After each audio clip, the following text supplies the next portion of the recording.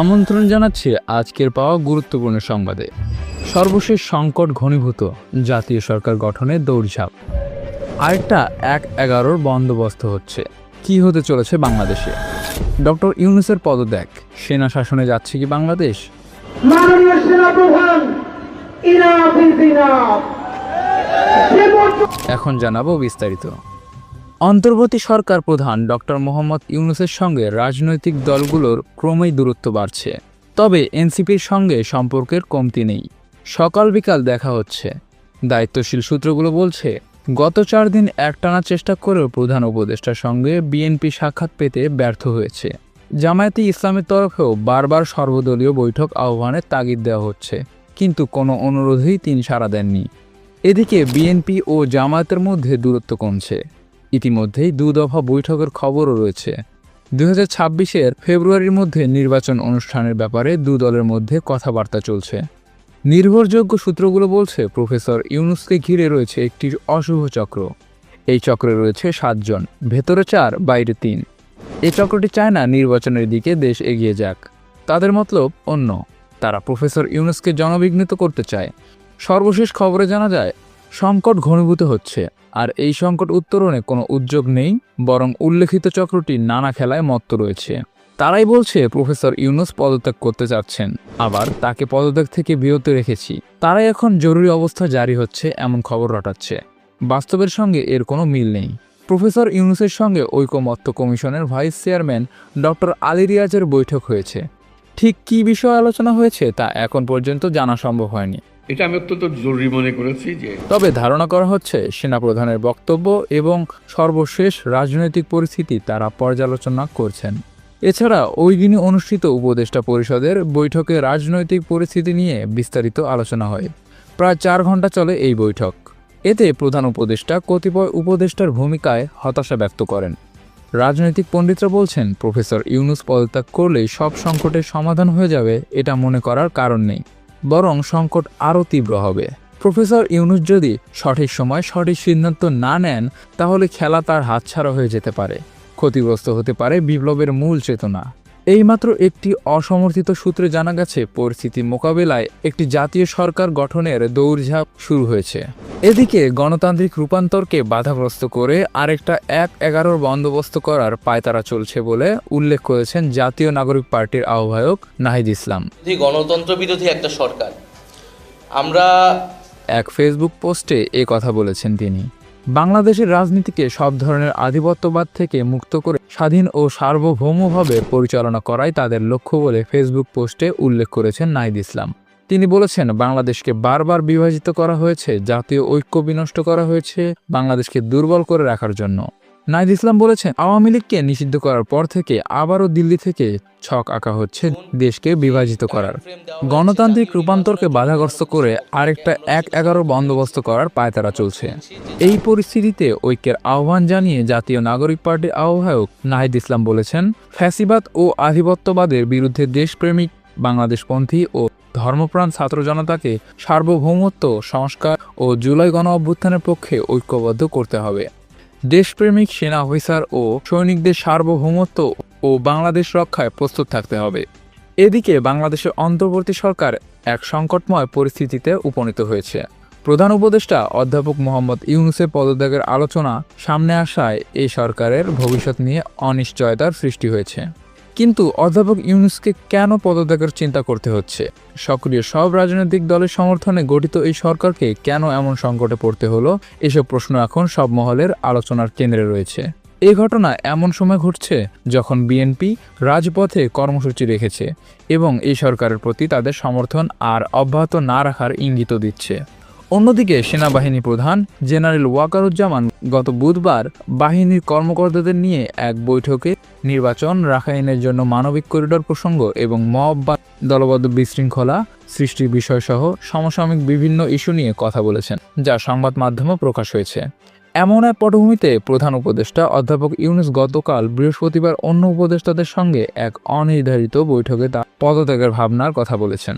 সেক্ষেত্রে নানা পক্ষের প্রতিবন্ধকতার পাশাপাশি রাজনৈতিক দলগুলোর অসহযোগিতায় তার সরকার কাজ করতে পারছে না বলে ক্ষোভ ও হতাশা প্রকাশ করেছেন তিনি।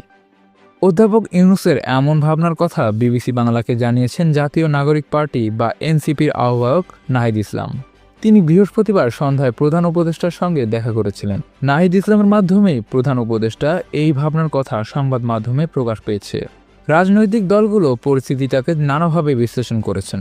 বিএনপি বলেছে, নির্বাচনের সুনির্দিষ্ট রোডম্যাপ ও ৩ জন উপদেষ্টার পদত্যাগের তাদের দাবি এড়াতে প্রধান উপদেষ্টার পদত্যাগের ভাবনার কথা সামনে আনা হয়েছে। দলটির নীতি নির্ধারণী পর্যায়ের একজন নেতা বিবিসি বাংলাকে বলেন, দেশ পরিচালনা করতে গিয়ে আবেগ সৃষ্টি করার কিছু নেই।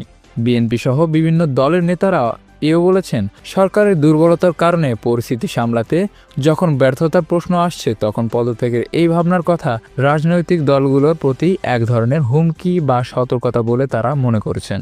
এখন অন্তর্বর্তী সরকারের এই সংকট সামলাতে জামায়াতে ইসলামী সর্বদলীয় বৈঠক ডাকার পরামর্শ দিয়েছে। কেন সংকটে সরকার?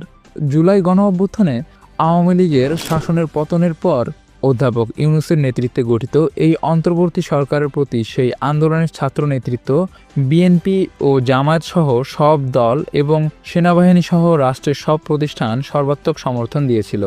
এত বড় সমর্থন পাওয়ার পরও সেই সরকারের ব্যর্থতার অভিযোগ কেন আসছে?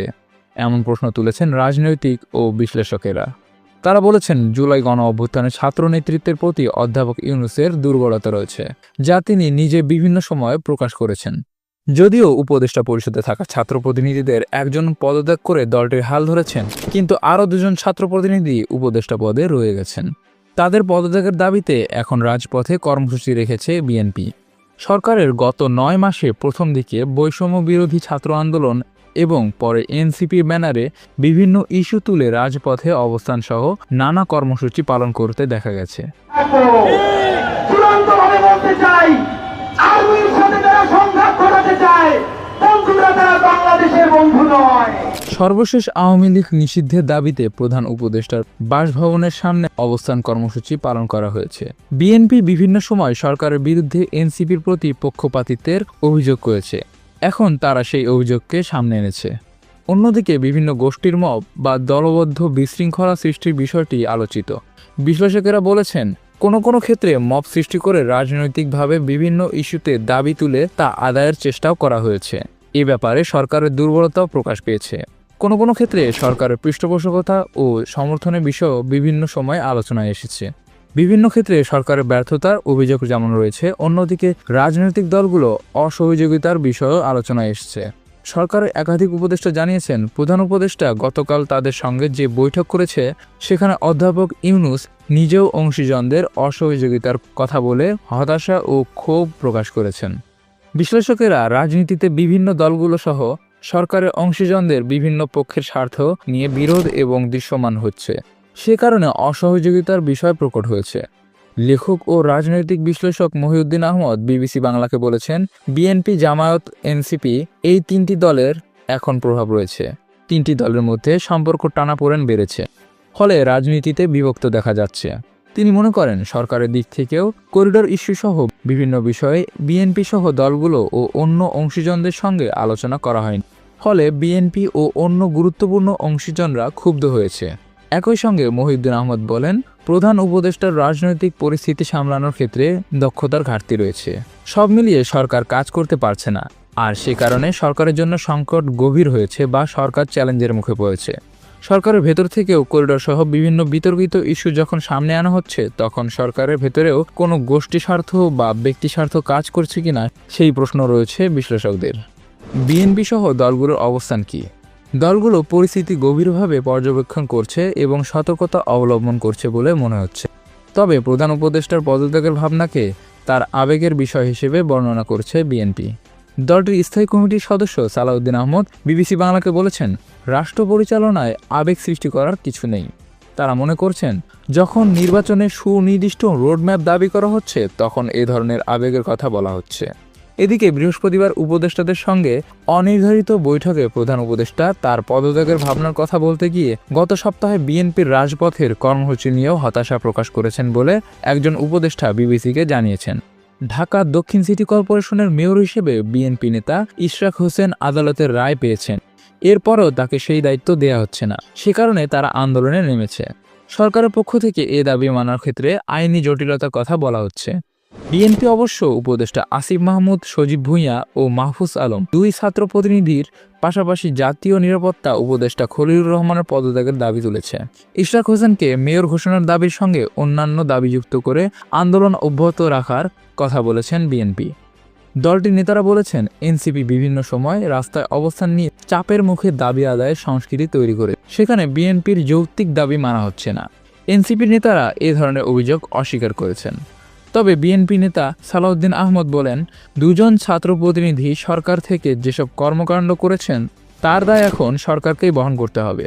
এছাড়া নির্বাচন সহ বিএনপি সব দাবি যৌক্তিক বলে উল্লেখ করে মিস্টার আহমদ বলেন, এসব দাবি এড়িয়ে বিভিন্ন বক্তব্য দেওয়ার চেষ্টা করা হচ্ছে। জামায়াত ও এনসিপি বিভিন্ন দলের ভেতরেও নানা আলোচনা রয়েছে। জামায়াতের আমির শফিকুর রহমান সামাজিক মাধ্যমে পোস্ট দিয়ে সংকট উত্তরণে সর্বদলীয় বৈঠক ডাকার পরামর্শ দিয়েছে।